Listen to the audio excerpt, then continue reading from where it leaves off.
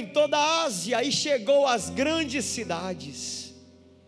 Um avivamento começou a acontecer. O povo que carregava boa notícia avançou. Aleluia! E esse evangelho chegou a uma cidade. É sobre essa cidade que a gente vai conversar. Agora a gente começa a mensagem, a ministração. E é sobre essa cidade que eu queria conversar com você. O evangelho, então, as boas novas chegam a uma cidade que era a segunda maior cidade de todo o Império Romano. Roma era uma capital gigante. Hoje nós temos o Rio de Janeiro, São Paulo, cidades com mais de 10, 11 milhões de habitantes. Mas naquela época uma cidade que tinha 1 milhão de habitantes era uma grande metrópole. Roma tinha 1 milhão de habitantes, mas a segunda maior cidade do Império Romano se chamava Éfeso. Eu fiz história, gente. Aí eu sou meio ligado a slide, essas coisas, tá bom? Mas só para a gente ilustrar melhor, Éfeso era uma grande megalópole de conhecimento, riqueza, mas também de idolatria. Éfeso era uma cidade intensamente politeísta, onde muitas divindades eram cultuadas, muitos deuses eram adorados em Éfeso. O que acontecia em Éfeso era algo muito interessante comercialmente, porque a gente sabe, até no nosso tempo, que a religiosidade e as grandes festas geram lucro para as cidades onde acontecem. O Brasil é um país que é marcado por festas todos os anos. Eu sou baiano, sou de uma região da Bahia em que a gente escuta mais rock e sertanejo, vamos dizer assim, né? Na região, do que o próprio axé, samba reggae ou o pagode baiano. Mas Salvador tem o maior carnaval de rua do mundo. E todos os anos Salvador recebe um número de turistas assombroso, de fato. Graças a Deus o Nordeste tem se levantado. Deus despertou o sertão nordestino, Deus tem despertado a igreja no Nordeste a respeito de evangelização.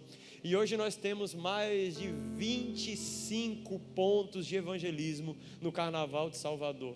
Nós temos alcançado filhos e filhas de líderes desviados. Vários são alcançados durante o circuito do Carnaval em Salvador, porque um povo começou a despertar a respeito de levar a mensagem e de não mais, ou de se posicionar como o próprio Cristo falou para Pedro diante dos portais daquele templo: você é pedra e agora não tema, porque as portas do inferno não podem prevalecer contra a igreja do Senhor. Mas todo o sistema de movimentação, de festa, de lucro, tanto religioso como das grandes festas do Brasil, são legitimadas pelo governo, são legitimadas pelas autoridades, porque aquilo gera renda, gera lucro para a cidade. Uma cidade que tem uma festa como Salvador, por exemplo, é interessante para a prefeitura e governo do estado? Sim, vem muito turista, muitos voos, hotéis lotados, comércio lotado, moeda circula. A gente sabe que existe um grande prejuízo com violência e em tantos outros aspectos, mas no grosso eles acham que tudo isso é lucrativo. Éfeso era uma cidade que recebia uma grande multidão de idólatras, porque era uma cidade extremamente politeísta. Mas Éfeso tinha um templo em especial a uma deusa que era muito cultuada naquela época. O nome dessa deusa era Diana. Diana também era adorada pelo povo grego, Diana ou Artemis. Artemis para os gregos, ela era chamada de deusa da guerra, mas na cidade de Éfeso ela tinha uma figura diferente. Na cidade de Éfeso ela era adorada como a deusa da fertilidade, tanto que existem algumas estátuas que a gente vai ver logo daqui a pouco. Aqui, volta um pouquinho só para eu não me perder no que a gente estava passando. A população da cidade era muito idólatra, pois ali ficava localizada, mundialmente conhecido, o templo da deusa Diana. Além disso, muitos judeus moravam ali e tinham liberdade para seguir com suas práticas judaicas nessa cidade. Passando essa parte para a gente compreender melhor, o centro religioso, o ponto de vista grego, Artemis de Éfeso é uma forma distinta da sua deusa Artemis.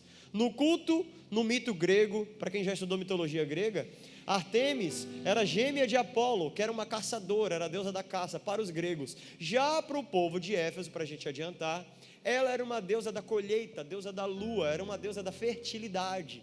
Então era uma divindade adorada pelo povo de Éfeso de uma maneira extravagante, porque naquele período da história ainda o que imperava era a agricultura. Então o povo adorava o deus ou a deusa que traria a fertilidade, a chuva e tantos outros elementos. Passa para mim, por favor, para a gente ganhar tempo. Essa era uma figura da Diana ou da Artemis, que era adorada pelo povo de Éfeso. Você percebe que ela é cheia de seios, na estátua da divindade que eles adoravam, porque eles acreditavam que essa era uma deusa da fertilidade, era a deusa da prosperidade da cidade. E todos os anos o povo subia a Éfeso para a idolatria a essa divindade, na segunda maior cidade do mundo, vamos dizer assim, na história antiga. Pode passar para mim?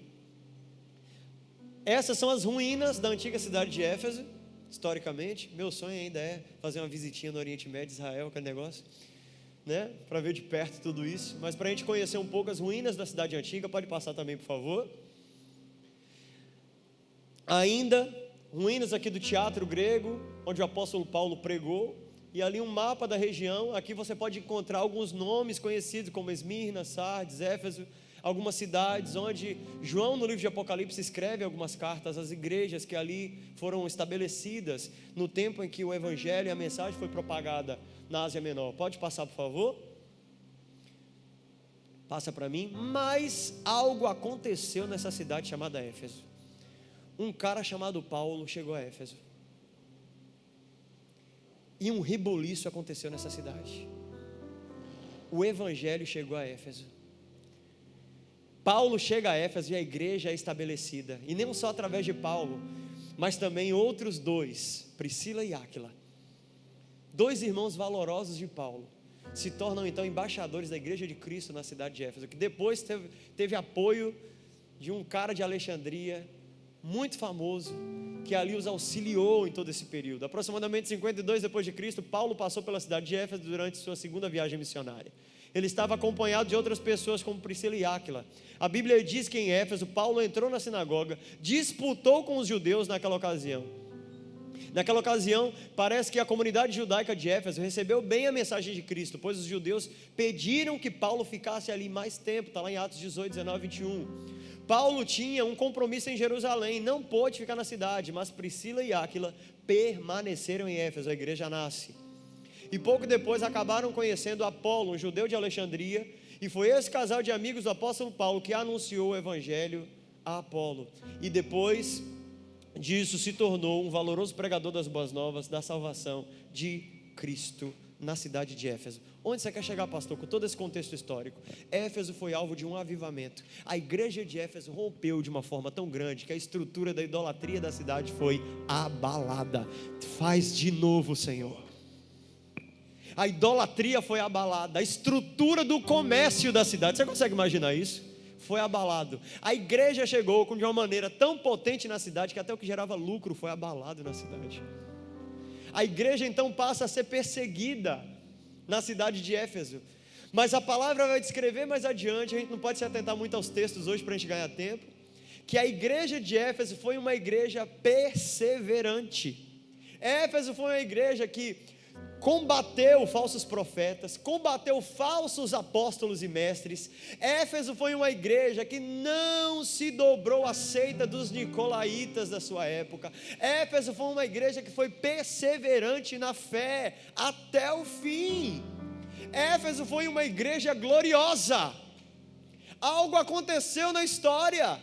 Aquela região da Ásia foi alvo de um avivamento, e eu começo a dizer então: faz em campo, Senhor, faz na minha Bahia, faz no Brasil, levanta também os Apolos, as Priscilas, os Áquilas, os Paulos do nosso tempo, que vão quebrar até a roda da idolatria e provocar avivamento nas nossas cidades. Passa para mim, por favor, eu acho que a gente fecha esse pedaço. Vamos lá, eu acho que a gente fecha, esse acabou, né? Mas essa cidade então que foi, pode fechar para mim, voltar só para o início, ou então deixar no fundo do congresso. Essa cidade que outrora foi alvo de avivamento, essa cidade que outrora foi alvo de um despertamento espiritual, essa cidade que confrontou e abalou os poderes da idolatria e das trevas, se acostumou com apenas o fazer para Deus. E um grande risco que corremos muitas vezes no lugar da devoção, no lugar do serviço, no lugar da missão, é quando a missão se torna confortável para nós e nós aprendemos a fazer para Deus e nos esquecemos de estar com Deus. Alguma coisa aconteceu com a cidade que foi avivada, a igreja que foi avivada nessa cidade. Alguma coisa aconteceu e eles se acostumaram. Eles se acostumaram com o fazer bem aos pobres, eles se acostumaram com a sua teologia, eles se acostumaram com a sua hermenêutica, com a sua defesa da fé, com a sua apologética. E quando o Senhor Jesus, então, quando João é visitado na ilha de Pátimos, João escreve então uma carta a essa igreja que outrora foi agente de avivamento na cidade de Éfeso. Apocalipse capítulo 2, a partir do verso 1, você pode abrir comigo?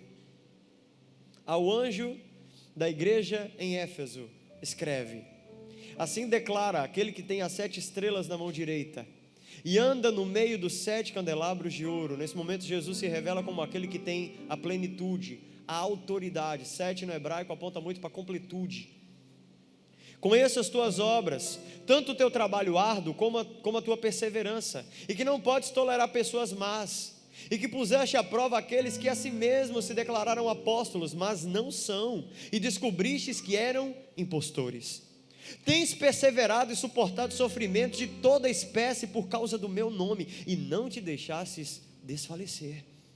Entretanto, tenho contra ti o fato de que abandonaste o teu primeiro amor. Recorda-te, pois, de onde caíste, arrepende-te, volta à prática das primeiras obras, porquanto se não te arrependeres, em breve virei contra ti e tirarei o teu candelabro do lugar. Tens contudo a teu favor que odeias as práticas dos nicolaítas, as quais eu também odeio. Quem tem ouvidos, ouça. Em algumas versões compreenda o que o Espírito diz ou declara às igrejas. Ao vencedor darei direito de comer da árvore da vida que está no paraíso de Deus. Senhor, essa é a sua palavra, essa é uma inspiração. Fala conosco, Senhor.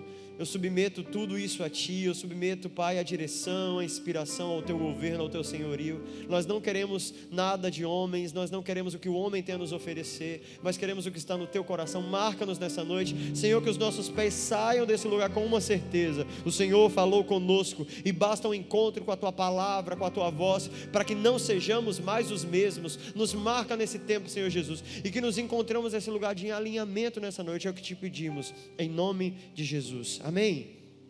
Irmãos, a igreja que outrora foi agente de avivamento agora se encontra em uma situação caótica. Vocês observaram os detalhes da carta? Éfeso, eu conheço as suas obras, eu sei que você é gente boa. Éfeso, eu sei que você foi perseverante até o fim. Eu sei que você desprezou falsos profetas, falsos ensinos, falsos apóstolos, você desmascarou eles. Você cuidou dos pobres, do órfão, da viúva. Éfeso, você está de parabéns. Você suportou até mesmo as perseguições, você se manteve fiel a mim, apesar das perseguições, apesar das afrontas. Éfeso, mas eu só tenho uma coisa contra você. Eu só tenho uma coisa contra você: você abandonou seu primeiro amor. Volta, faz o caminho de volta, volta ao começo, volta ao princípio. Éfeso, volta ao início, senão eu vou vir contra você, e eu vou tirar o seu candelabro do lugar. O que Jesus estava dizendo nesse momento é: você vai deixar de existir, Éfeso, porque o que é a igreja sem o castiçal? O que é a igreja sem a luz do mundo? O que é a igreja sem o candelabro? Amigos, Éfeso era como o casal que perdeu o amor entusiasmante do começo. Éfeso era como o casal fiel, comprometido com o outro, mas que perdeu a intensidade, se acostumou com a rotina. É curioso porque quando a gente se apaixona, é engraçado, né? Quantos casados temos aqui? Quando a gente se apaixona é massa, a gente faz até o que não pode. A gente gasta o que não pode. A gente entra em realidades que a gente não entraria, em sã consciência. Eu lembro quando eu conheci Nara, eu era professor ainda. Eu tinha um cartão de crédito, ô tempo bom. Um Hipercard na época, aquele vermelhinho. E ela me levava para cada pizzaria cara, gente. Vocês não entendem, não. Eu tirava aquele cartão do bolso assim, o pastor falava, ô Jesus. Mas dentro de mim eu estava, não, eu pago, peraí, vamos lá. Nem era aproximação, né? Era inserção mesmo. Porque quando a gente está apaixonado, a gente faz tudo para ver o outro feliz. Eita, Cacau Show que lucrou comigo. A gente manda buquê de flores, a gente faz tanta coisa. Porque a gente está no ápice. Alguns estudiosos dizem que a paixão, ela dura uns 6 meses, até 1 ano. Aquele êxtase, aquela explosão da intensidade. Você fala toda hora, liga toda hora, manda mensagem toda hora, você quer ver toda hora. Mas se depois dessa fase da explosão da paixão, o amor não for fundamentado, o relacionamento se perde. Se depois da empolgação, o amor não é fundamentado de fato, a comunhão se vai. Porque nós nos apaixonamos, mas é o amor que faz a gente permanecer. Eu costumo dizer que a gente descobre, a gente encontra a pessoa certa quando a gente olha para as qualidades e para os defeitos, mas principalmente quando a gente olha para os defeitos e percebe que os defeitos são muito insignificantes diante do amor que sentimos um pelo outro. Essa é a marca de um amor, essa é a marca do que une alguém. Éfeso era como alguém que sofreu um boom, o amor, a explosão, a intensidade, e se acostumou com a rotina, mas no meio dos anos se perdeu. Éfeso tinha boas obras, uma boa defesa da fé, uma boa teologia, mas Éfeso não tinha mais a intensidade do primeiro amor. Éfeso não tinha mais o coração do início, não tinha mais o amor do começo. E a palavra do Senhor para Éfeso é: Éfeso, faz um caminho de volta, volta ao primeiro amor, senão você vai deixar de existir. Eu dou até um spoiler para nós essa noite. Eu queria te dizer que eu queria ter até um fim melhor para a igreja de Éfeso e contar que ela foi bombástica até o final. Mas o império foi invadido pelos godos e macedônios. E essa igreja perseverante que abalou a cidade de Éfeso, ela deixou de existir na história. Eu acredito que o Senhor ainda está bradando no nosso tempo, chamando uma igreja que está dentro da igreja a voltar ao primeiro amor, a voltar ao início. Porque às vezes, amigos, nós estamos envolvidos com o que aprendemos a fazer, nos acostumamos a fazer muitas coisas, e existe uma grande diferença entre fazer para Deus e estar com Deus. Curiosamente, nós estamos no tempo onde as distrações, elas estão gritando ao nosso redor. Nos distraímos com muita facilidade. Somos a geração do digital. Um Reels nos rouba, um vídeo nos rouba. Quem nunca passou por isso? Você pega o seu Instagramzinho ali, algum vídeo, você olha, primeiro você viu um louvor, uma notícia, daqui a pouco teu dedo rolou para cima, veio outra coisa interessante. Eita, já é outro assunto.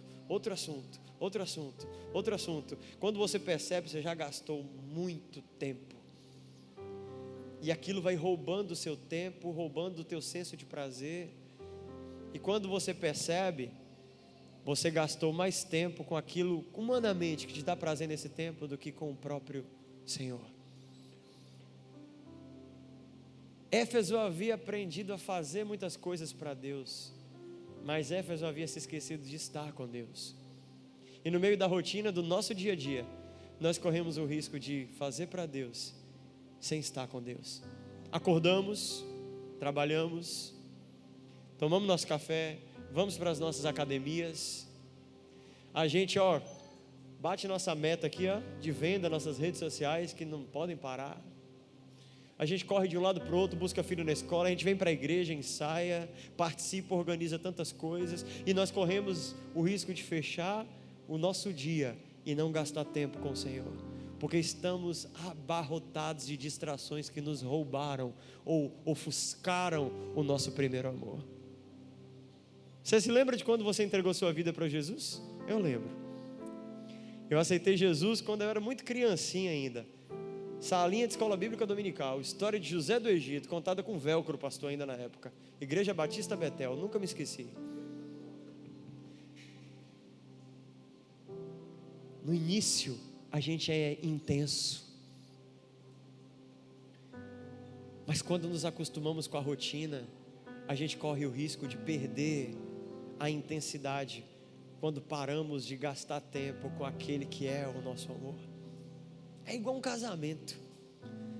Se você não gasta tempo com quem você ama, você vai se acostumar com a rotina e o amor vai se perder no meio do caminho. Mas eu acredito, meus amigos, que o Senhor está nos chamando a fazer um caminho de volta. Fazer um caminho de volta às vezes parece retrocesso, né? Mas fazer um caminho de volta, na verdade, é fazer uma rota de alinhamento, para que a gente possa ir muito mais além, para cumprir o plano perfeito do Senhor para nós como geração. Sabe o que eu vejo aqui? Muitos jovens e uma geração talvez pulsante, que podem se tornar os abaladores da cidade de Campo dos Goytacazes.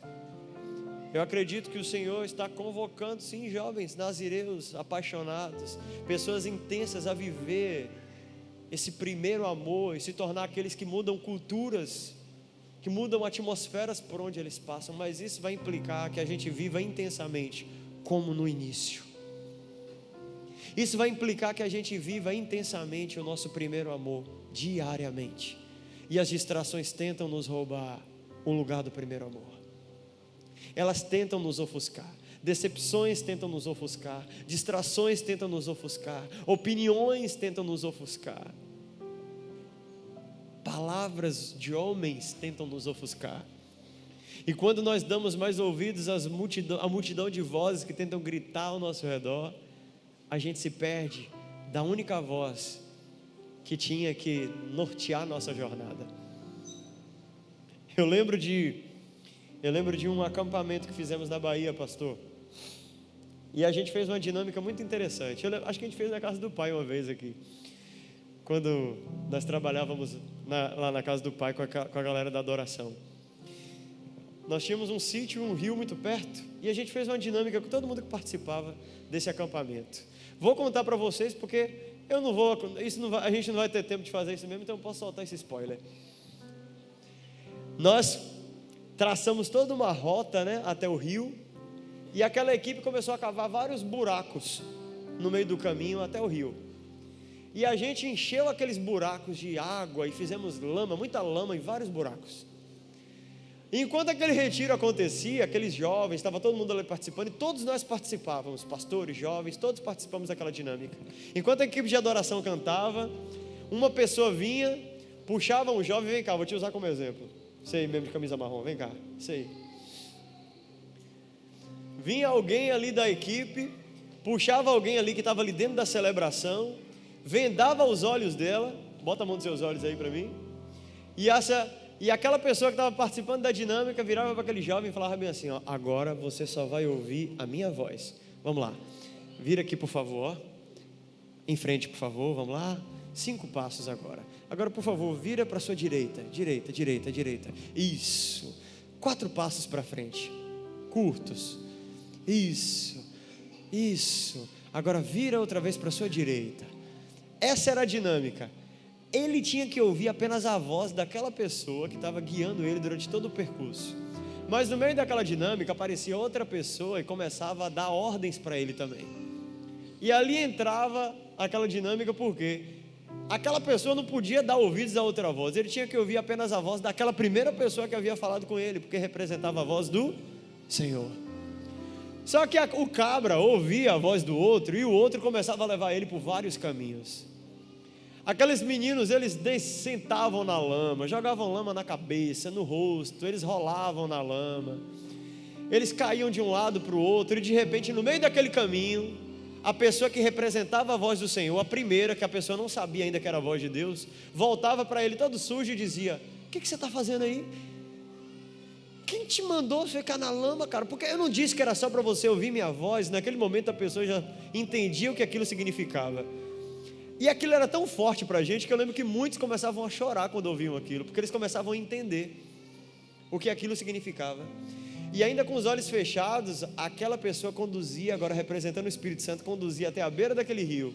E lá a gente deixava uma cruz.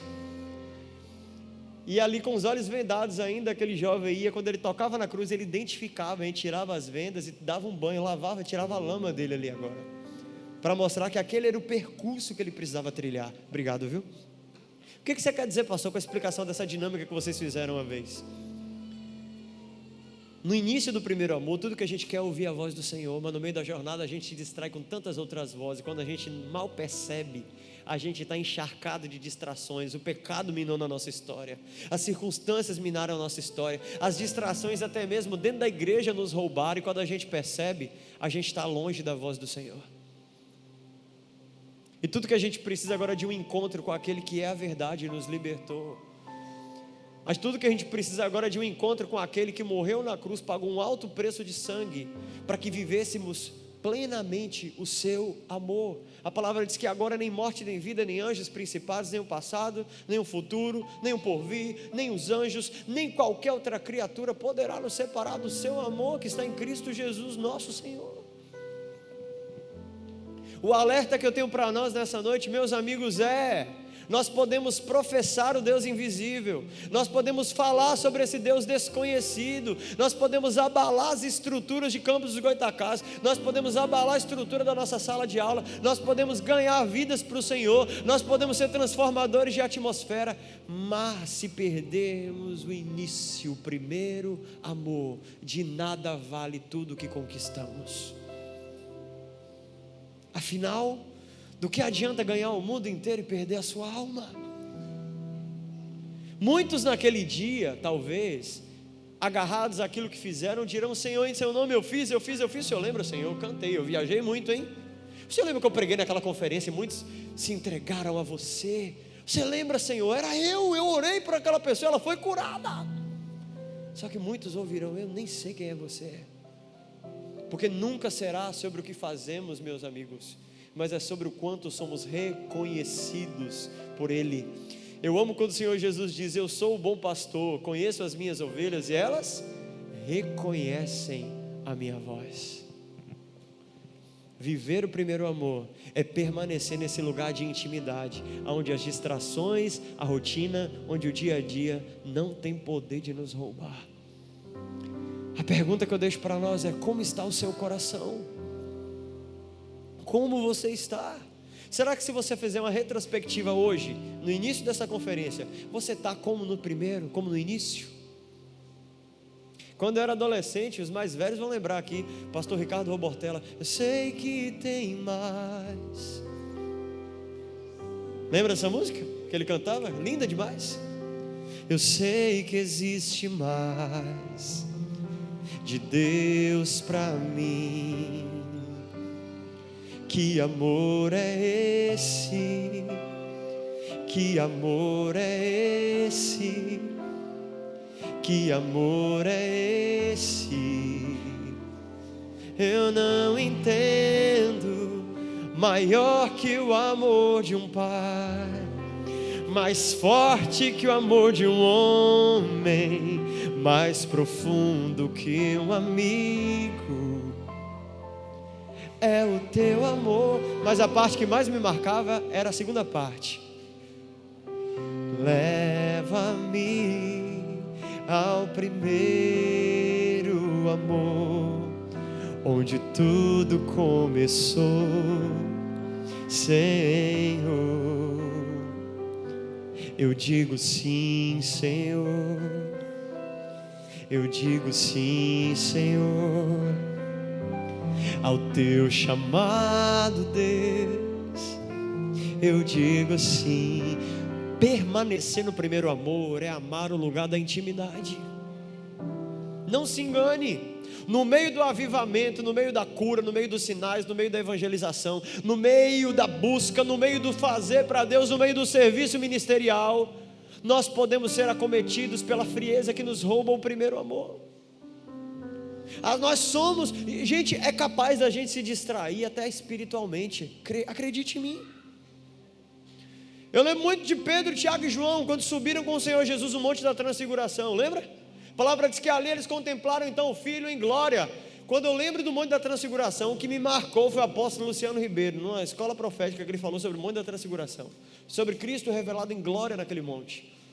Mas o que me chama a atenção no Monte da Transfiguração eles estavam diante de uma visão da glória de Deus. De repente aparece no meio do monte Elias e Moisés. A lei e os profetas, o sonho de todo judeu, ver Elias e Moisés. Que ambiente glorioso, o filho envolvido em glória.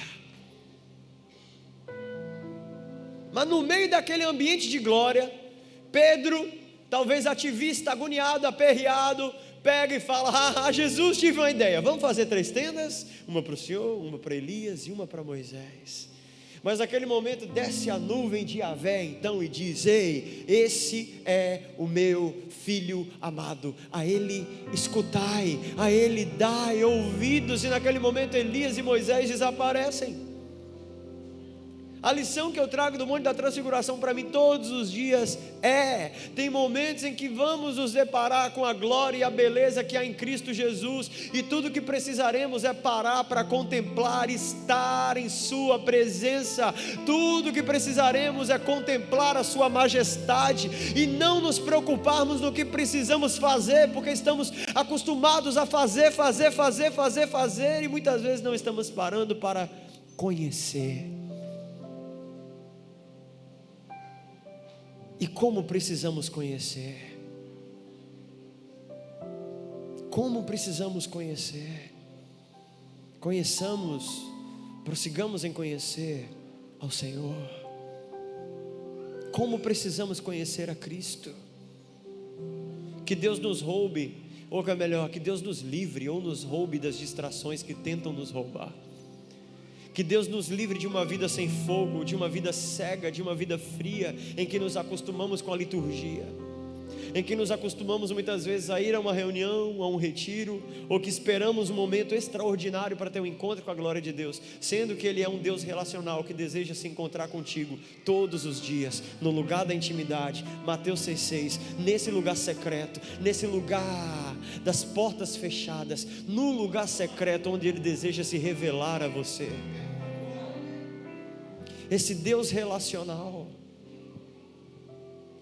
um Deus relacional. Marta e Maria, cantamos tanto sobre elas recentemente, mas o dilema de Marta e Maria é porque Marta tenta padronizar a adoração. Ela lhe prestava o seu avodá é uma palavra no hebraico para adoração que significa serviço ou trabalho, e ali estava ela fazendo muitas coisas para Jesus, mas a sua irmã escolhe então estar aos pés. Maria, no meio daquele contexto, Jesus não disse que o que Marta fazia estava errado, mas Maria escolhe então a melhor parte. Só que muitas vezes estamos como Pedro, querendo construir uma tenda no ambiente de glória.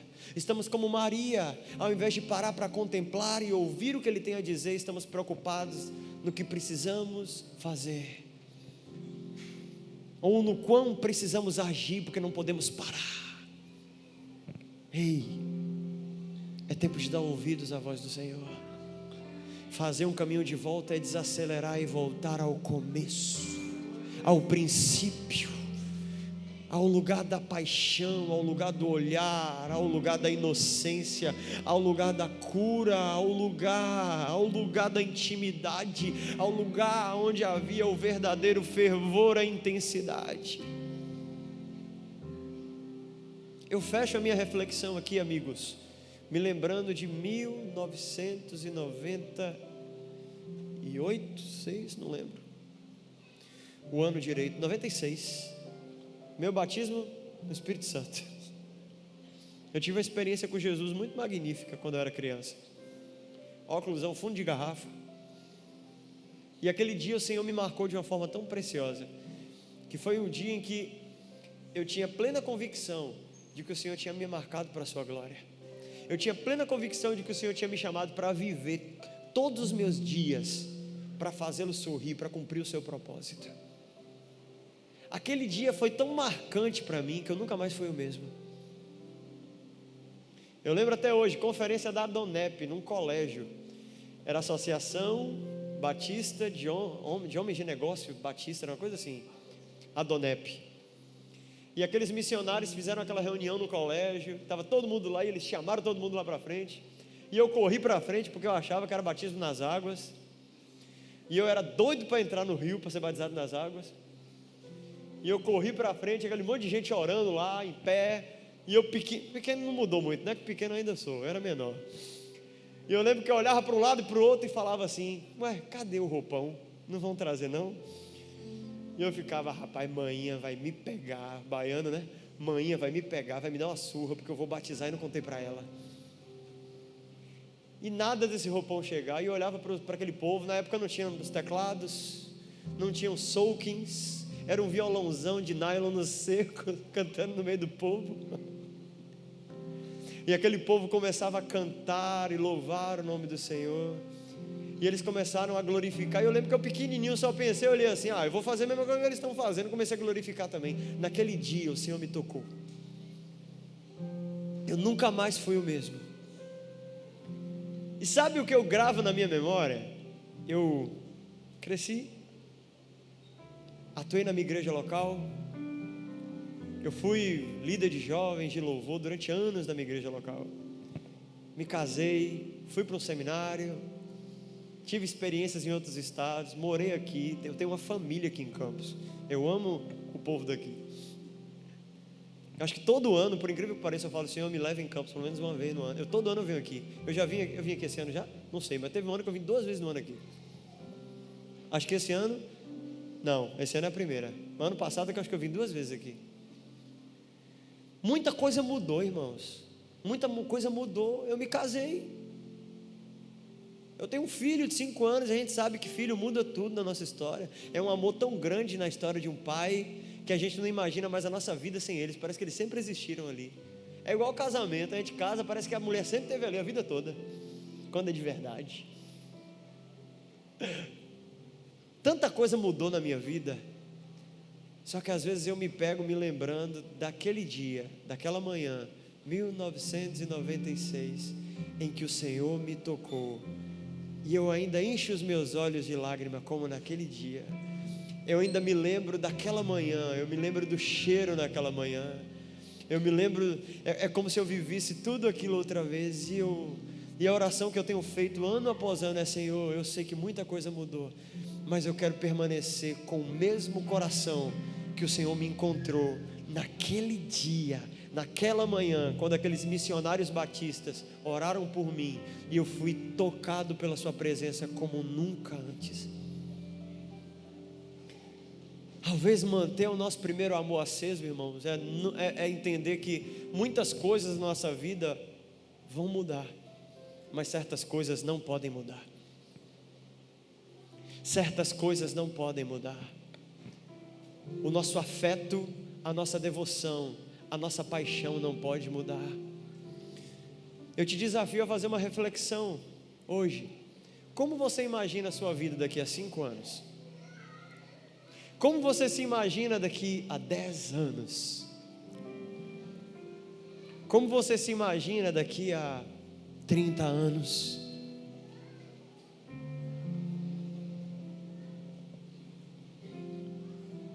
Eu te digo, eu tenho 37, me converti muito pequeno. Eu quero ainda chegar aos meus 90. E eu ainda quero me lembrar de 1996, com lágrimas nos olhos, e dizer: as estações passaram, os anos passaram, Jesus, mas o meu amor não mudou. Eu escolho voltar todos os dias ao lugar do começo. Ei, a gente está começando uma conferência, Deus está começando algo em nós aqui. E talvez o nosso primeiro ponto de partida para tudo que o Senhor vai derramar aqui amanhã é a gente voltar ao lugar da intensidade nessa noite. Se coloque de pé no seu lugar onde você está.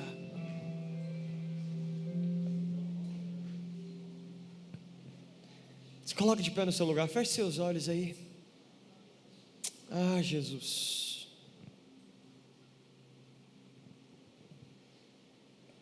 Como você se imagina daqui a muitos anos à frente?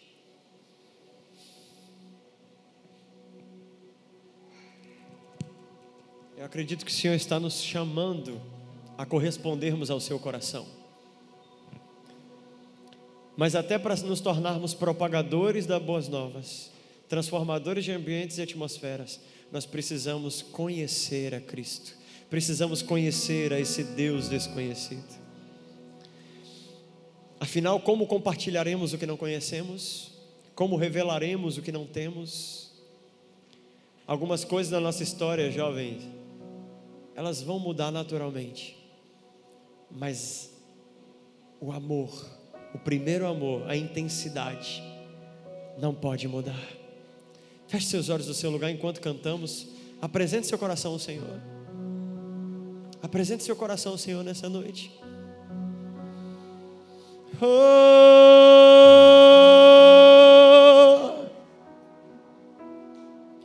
A canção não mudou. Guardei azeite, permaneci de pé.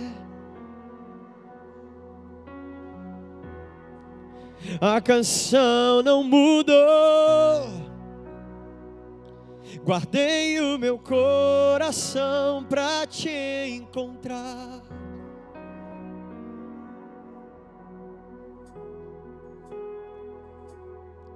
Ainda teu nome mexe com minha estrutura. Estou queimando de amor. Estou queimando de amor.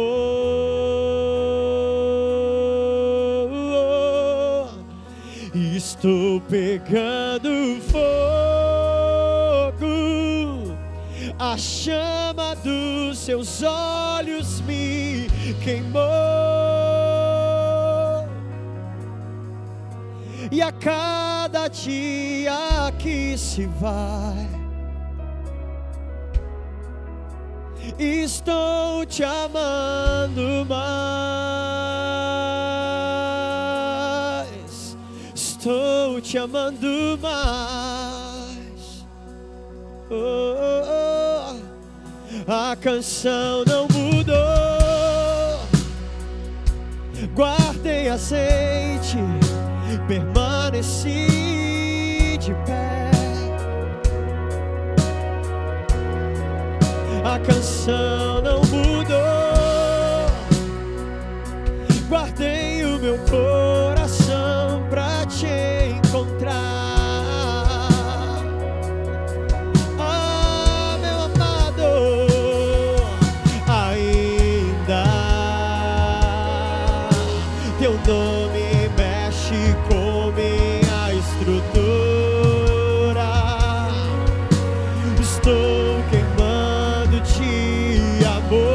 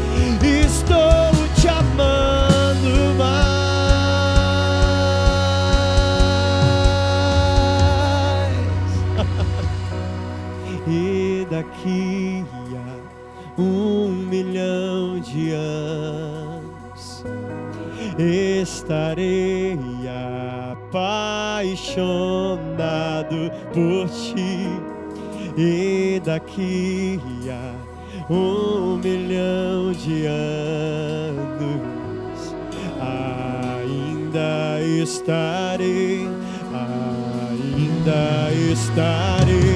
e daqui a 1 milhão de anos